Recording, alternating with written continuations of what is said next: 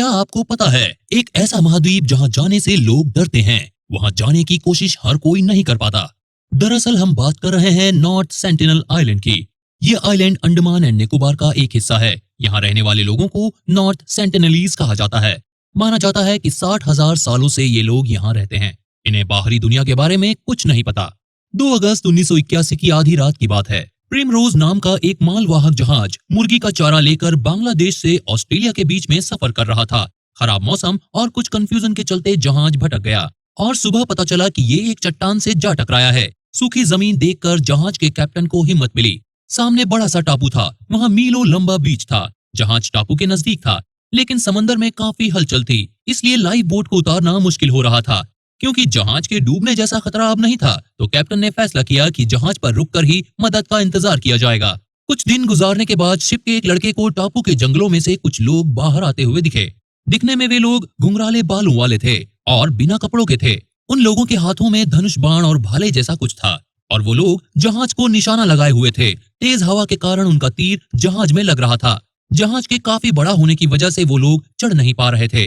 जहाज पर सवार लोगों ने फ्लेयर गन की मदद से लड़ते झगड़ते 7 दिन निकाल लिए और फिर इंडियन नेवी के रेस्क्यू हेलीकॉप्टर की मदद से उन्हें बचा लिया गया। सेंटिनलीज आबादी और मनुष्य का पहला कांटेक्ट 1880 में हुआ। रॉयल नेवी के अफसर मॉरिस पोर्टमैन उस सेंटिनल आइलैंड पर पहुंचे। कुछ दिनों बाद उन्हें एक बूढ़ा आदमी और एक औरत उनके 4 बच्चों के साथ मिले, जिन्हें ये अपने साथ लेकर आए।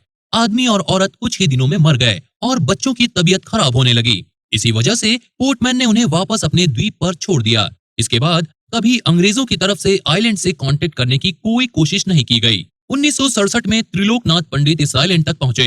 वो एक सरकारी दस्ते के साथ पहुंचे थे। उनकी नाव आइलैंड तक पहुंची। दूर से उन्होंने देखा तो सेंटिनलीज लोग दिखाई दिए। बोट देखते ही वो जंगल की तरफ भाग गए। त्रिलोकनाथ पंडित और उनकी पार्टी ने कदमों के निशान का पीछा किया।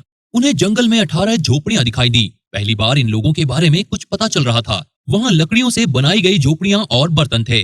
कुछ भाले और तीर भी बनाए गए थे और वहाँ पर आग जल रही थी। वहाँ शहद और सूअर की हड्डियां भी थी।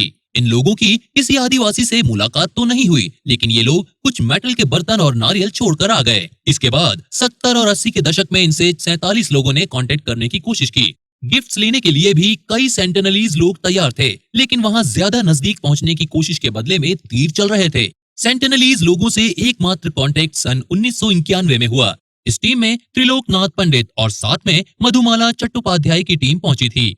मधुमाला का सामना उन आदिवासी लोगों के साथ पहली बार हुआ और इसका असर भी दिखा। एक आदिवासी पुरुष ने मधुमाला पर तीर तान दिया। तभी एक महिला आदिवासी ने पुरुष को धक्का देकर तीर चलाने से रोका।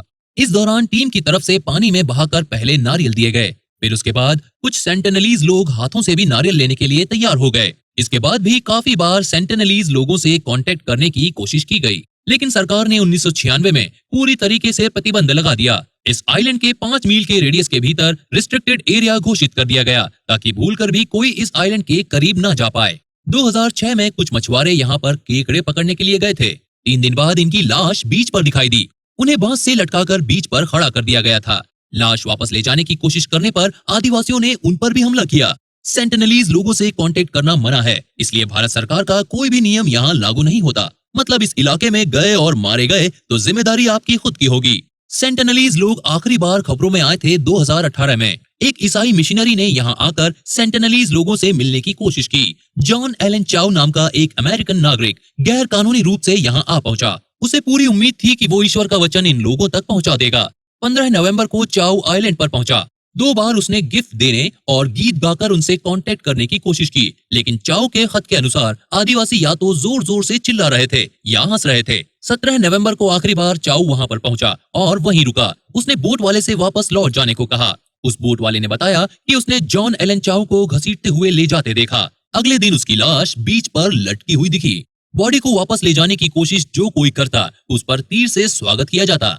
तो दोस्तों, आपका क्या ख्याल है इस आइलैंड के बारे में? कमेंट में जरूर बताएं। वीडियो पसंद आई हो तो लाइक शेयर सब्सक्राइब जरूर करें। जल्द ही मिलते हैं एक और रोचक वीडियो के साथ। तब तक के लिए गुड बाय, टेक केयर, जय हिंद।